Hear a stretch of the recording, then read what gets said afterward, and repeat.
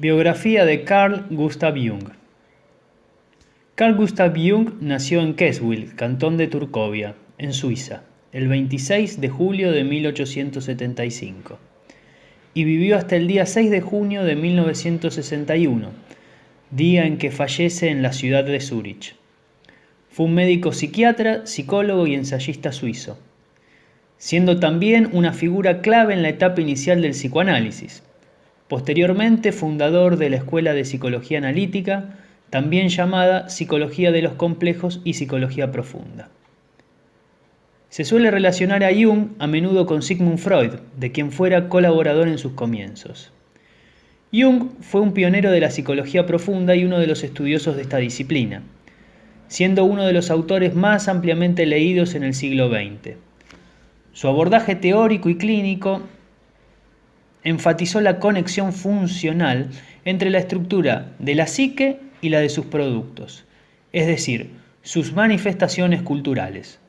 Esto lo llevó a incorporar en su metodología nociones procedentes de la antropología, la alquimia, la interpretación de los sueños, el arte, la mitología, la religión y la filosofía. Jung no fue el primero en dedicarse al estudio de la actividad onírica. No obstante, sus contribuciones al análisis de los sueños fueron extensas y altamente influyentes. Escribió una prolífica obra, aunque durante la mayor parte de su vida centró su trabajo en la formulación de teorías psicológicas y en la práctica clínica, también incursionando en otros campos de las humanidades, desde el estudio comparativo de las religiones, la filosofía y la sociología, hasta la crítica del arte y la literatura. Infancia. 6 meses después de su nacimiento, la familia se trasladó a Laufen, junto al Rin, arribando finalmente a una ciudad cercana a Basilea en el año 1879. Formará parte del seno de una familia de ascendencia alemana y de tradición religiosa. Su padre era pastor luterano dentro de la Iglesia Reformada Suiza, y sus padres pertenecieron a 2 importantes familias de la Basilea del siglo XIX. El abuelo paterno, Carl Gustav, homónimo, vivió entre los años 1794 y 1864. Fue un médico exiliado de Heidelberg y organizó la Facultad de Medicina de la Universidad de Basilea, donde enseñó anatomía y medicina interna. Además, estuvo a su cargo la ampliación del Hospital General. Todo esto gracias a la relación que el abuelo de Jung mantenía con von Humboldt. Sería también rector de dicha universidad y un conocido dramaturgo y gran maestre de los francomasones suizos. También dirigió una institución psicológica para niños con déficit psíquicos. El abuelo materno, Samuel Preiswerk, quien viviese entre los años 1799 y 1871, fue arcipreste de la iglesia de Basilea, filólogo, autor de una gramática hebrea y precursor y promotor del sionismo. El romanticismo estaba continuamente presente en el hogar, con aparición de espectros y demás fenómenos parapsicológicos.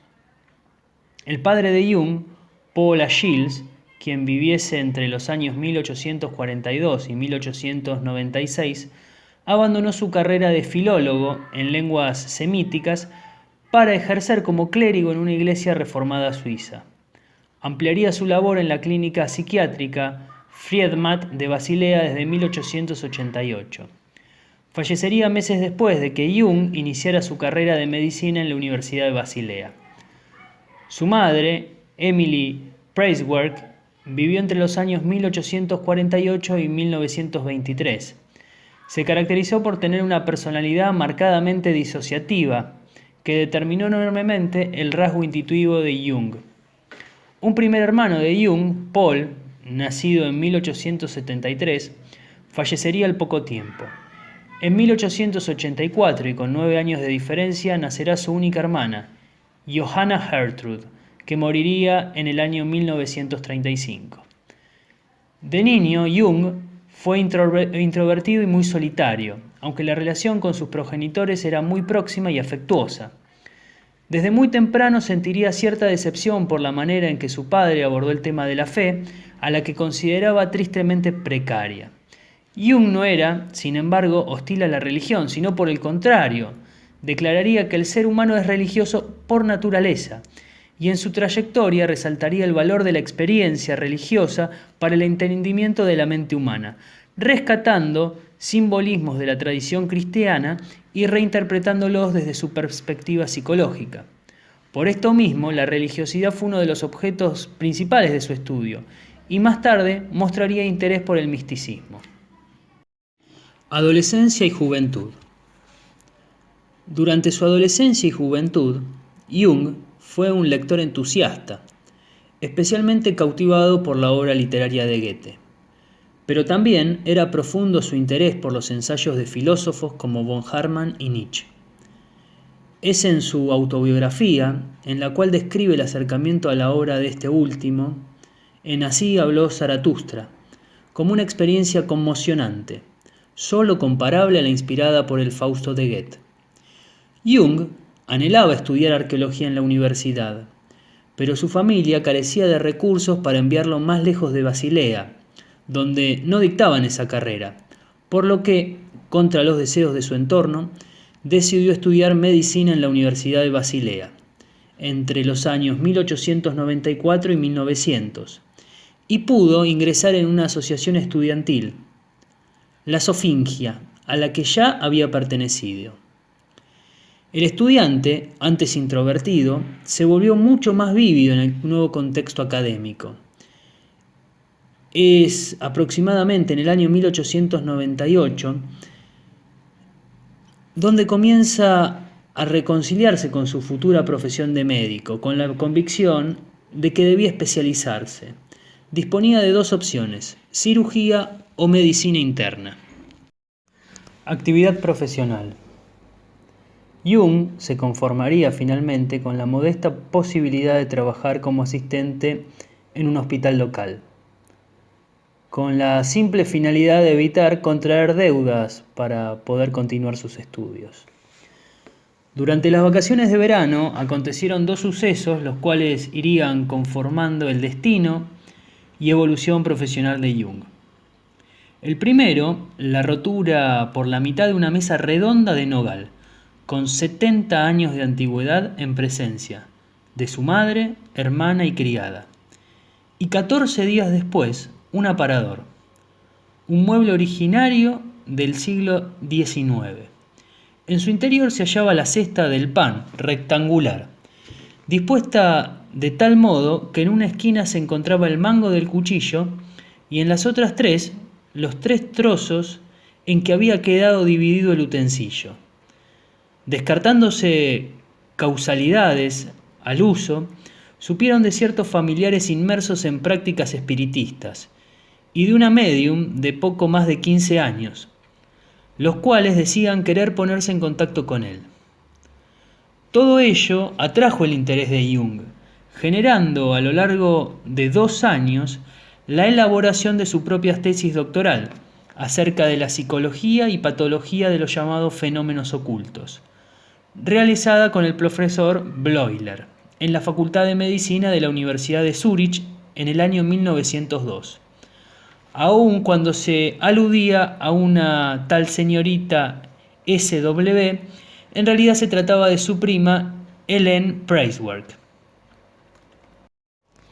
Clínica Burgholzli. En la clínica, Friedrich von Müller sustituyó al viejo Immermann.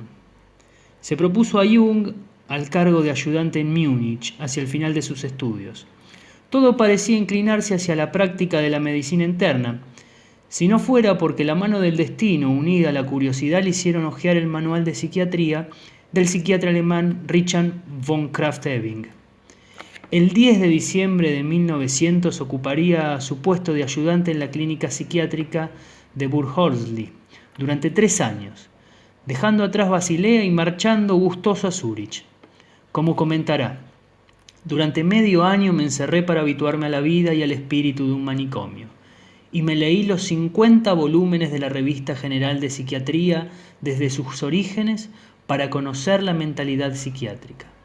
En tales condiciones comenzó mi carrera de psiquiatría, mi experimento subjetivo del cual nació mi vida objetiva. Actividad en el campo de la psiquiatría. Ante la pregunta ¿qué sucede en la enfermedad mental?, Jung se encontrará por entonces, dado el estado de avance de la disciplina a inicios del siglo XX, con una labor de abstracción de la personalidad enferma y un reduccionismo dirigido a diagnósticos, descripción de síntomas y estadísticas. La psicología del enfermo mental y su correspondiente individualidad implícita eran inexistentes. De ahí que el posterior encuentro con Sigmund Freud le ayudase a revertir dicha tendencia, sobre todo a través de la psicología de la histeria y del sueño. Freud insertaba en la psiquiatría cuestiones de la psicología, siendo aún realmente neurólogo. El síntoma para Freud era algo diferente que para la psiquiatría tradicional.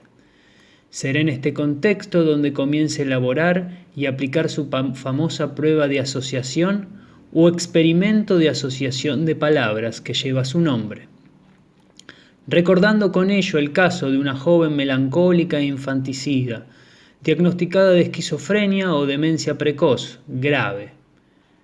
El resultado obtenido 14 días después fue el alta hospitalaria y que nunca más fuera internada. Recapitula Jung diciendo que la verdadera terapéutica comienza con la investigación de la historia personal secreta, de la persona quejada por su enfermedad. Su averiguación debe remitir al profesional hacia lo consciente, pero también y sobre todo a lo inconsciente. Con lo que el ensayo de asociación, la interpretación de los sueños y el contacto humano con el paciente son de vital importancia. Todo diagnóstico debe ir acompañado, por tanto, de dicha historia personal antes de recabar en la correspondiente solución psicoterapéutica. En 1905 se doctoró en psiquiatría, pasando simultáneamente a ser médico jefe de la clínica psiquiátrica de la Universidad de Zúrich durante 4 años, hasta su renuncia en 1909, debido al exceso de trabajo. Conservaría, sin embargo, su cargo de profesor auxiliar hasta 1913. Por entonces focalizaba su interés en psicopatología, psicoanálisis y la psicología de los pueblos primitivos. Se interesó a su vez en la hipnosis, así como en las figuras de Pierre Janet y Theodore Flournoy. El caso de la dama de 58 años en apariencia curada milagrosamente de su parálisis dolorosa en la pierna izquierda y en su espalda convenció a Jung de la inoperancia real de la hipnosis al descubrir que ésta podía explicarse en su mayor medida por la teoría de la transferencia. Y es que la madre proyectaba en la figura del psicoterapeuta el ideal de un hijo aquejado psíquicamente y que además se ubicaba en la propia clínica. El hecho de obrar a ciegas y con su consecuente incertidumbre, además de incluir una postura directiva, indeseada, hizo que Jung, al igual que hiciera Freud, descartase la hipnosis como método terapéutico y se dirigiese hacia la interpretación de los sueños y de otras manifestaciones de lo inconsciente. De 1904 a 1905 fundará en la clínica psiquiátrica un laboratorio de psicopatología experimental, de donde surgirán tanto las pruebas de asociación como los experimentos psicogalvánicos, para ser posteriormente invitado, en 1909, por la Universidad de Clark a exponer sus trabajos. También Freud sería invitado de modo independiente, recibiendo ambos el grado de doctor honoris causa. Jung y el psicoanálisis. Desde el inicio de su carrera psiquiátrica se interesó por los estudios de Bleuler, Janet y sobre todo Sigmund Freud. La creación de un método de análisis de los sueños y su interpretación resultaron muy valiosos en la comprensión de la sintomatología psicótica. A la edad de 25 años, Jung inicia la lectura de la interpretación de los sueños, confesando una insuficiente experiencia como para poder corroborar por entonces todas las teorías de Freud. 3 años después, reinició su lectura y pudo ya hilvanar la relación con sus propias ideas. En el contexto académico de aquella época, Freud era considerado persona no grata, con lo que Jung se hallaba en una difícil situación si pretendía hacer explícitas sus coincidencias y apoyar así la teorización freudiana. Podía seguir con su propio trabajo y prometedora carrera, sin Freud. A pesar de todo, dice Jung, me declaré públicamente a favor de Freud y combatí por él. Lo hizo ante un congreso en Múnich sobre neurosis forzadas, dado que el nombre de Freud fue deliberadamente silenciado. Jung escribía en respuesta en 1906 un artículo para el semanario médico de Múnich, ensalzando la teoría de la neurosis de Freud, dada su contribución a las neurosis forzadas, recibiendo como respuesta sendas cartas de advertencia de que su futuro académico peligraría proporcionalmente a su persistencia. Jung continuó manifestándose a favor, aunque manteniendo en discordancia la etiología sexual de las neurosis. Sería por estas fechas cuando comenzaría el intercambio de correspondencia entre ambos autores, iniciando Jung el envío de su obra Estudios diagnósticos de la asociación. En 1907 le enviaría también sobre la psicología de la demencia precoz. El intercambio epistolar proseguiría hasta la fecha de separación en 1913. Será gracias a este último trabajo de 1907, incomprendido también entre sus propios colegas, el que propiciaría el primer encuentro entre Freud y Jung, a expensas de una invitación del primero en Viena. En este momento, cuando se suele demorar la sorpresiva pero explícita circunstancia de que en fecha de febrero de 1907 a la 1 del mediodía, hablamos durante 13 horas ininterrumpidamente, por así decirlo, dirá Jung. Viaje a los Estados Unidos. El 27 de abril de 1908, Jung participó en el primer Congreso de Psicoanálisis realizado en Salzburgo, también denominado Primer Congreso de Psicología Freudiana o Primer Congreso Internacional de Psicoanálisis. Jung presenta su trabajo La teoría freudiana de la histeria. El mismo año compra unos terrenos en Kuznach, frente al lago de Zúrich, y se propone la construcción de una casa de 3 plantas. El 28 de noviembre de dicho año nace su único hijo varón, Franz. En marzo de 1909 se publica el primer número del Anuario de Investigaciones Psicoanalíticas y Psicopatológicas, siendo Jung su editor.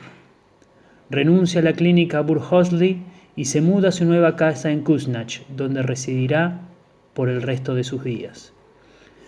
Y el mismo año Jung es invitado a la Clark University en Massachusetts, del 6 al 11 de septiembre, para dar unas conferencias sobre los ensayos de asociación. Freud también sería invitado de forma independiente, acompañándoles Sándor Ferenczi. Recibirían el doctor honoris causa el día 11 de septiembre. El viaje a los Estados Unidos duró 7 semanas, durante las cuales permanecían juntos todos los días y se analizaban sus sueños. Ante algunos de los más importantes de Jung, Freud no supo qué interpretación darles. Incluso uno de ellos parecía constituir una especie de introducción a la obra, Transformaciones y símbolos de la libido. Así como la primera oportunidad que se le presentó a Jung para formular su concepto de inconsciente colectivo. Un concepto de inconsciente a priori del inconsciente personal, en el que, al contrario de Freud, no cabía nada arbitrario ni intención engañosa alguna. Sin embargo, Jung supo completar el análisis de un sueño de Freud, para lo cual requeriría de su sinceridad y la comunicación de algún detalle de su vida privada. Freud respondió: «El caso es que no puedo arriesgar mi autoridad». Jung comprendió con ello que Freud anteponía la autoridad personal a la verdad. El final de la relación estaba ya consolidada en medio de las aguas del Atlántico. Del sueño de Jung emergió su antigua afición a la arqueología, derivado hacia el estudio del simbolismo y mitología de los pueblos antiguos.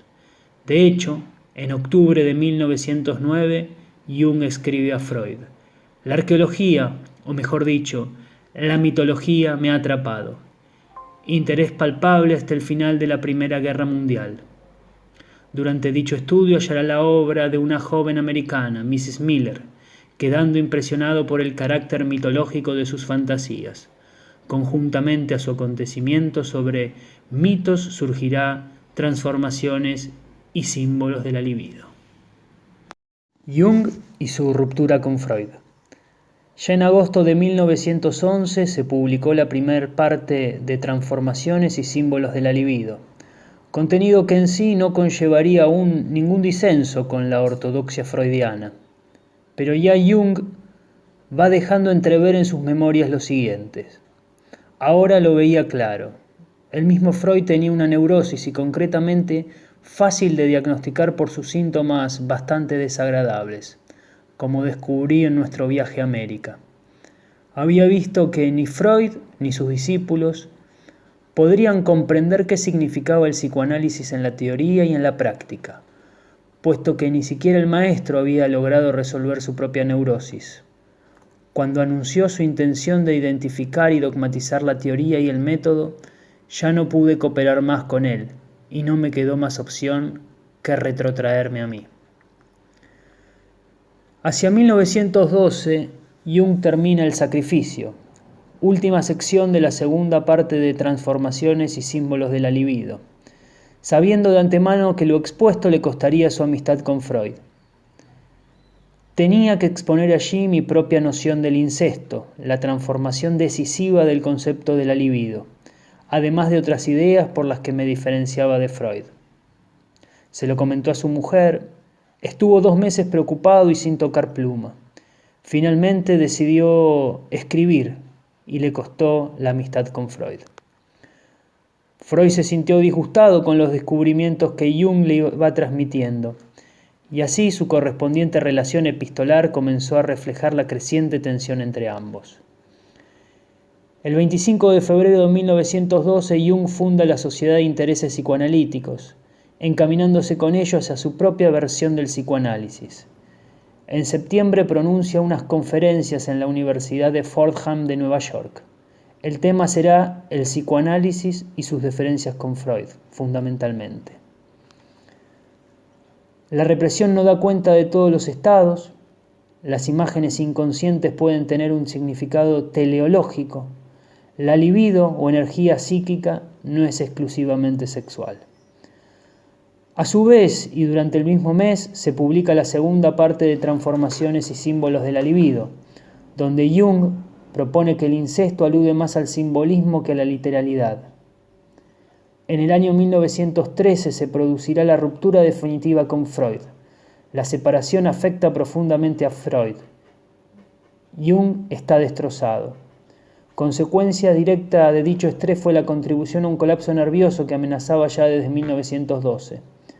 Renuncia, por tanto, a su puesto en la Universidad de Zúrich, aparentemente porque su consulta privada ha aumentado mucho, pero es más factible que fuera debido a su estado de salud.